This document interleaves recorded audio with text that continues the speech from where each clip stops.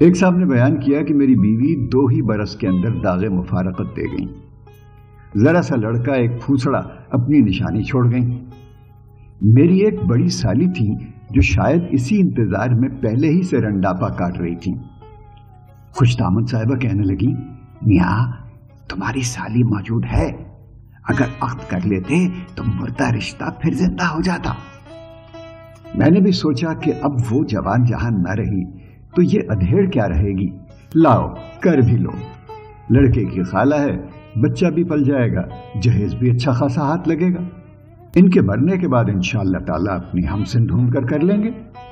لیجئے صاحب، عقد ہونے کو تو ہو گیا، مگر وہ آج مرتی ہیں نہ کل، وہ تو پہلے ہی سے بوڑھی تھی، میرے دانت بھی گر گئے، مگر وہ جانے کا نام ہی نہیں لیتی۔ ادھر میں کہیں سفر کو تیار ہوا اور ادھر وہ امام ضامن لیے ڈیوڑی کے پاس پہنچ گئیں۔ امام ضامن کی ضمانت میں سونپا، کہو قبول کیا، جس طرح پیٹھ دکھائے جاتے ہو اسی طرح اصل خیر سے واپس آ کر منہ دکھانا نصیب ہو۔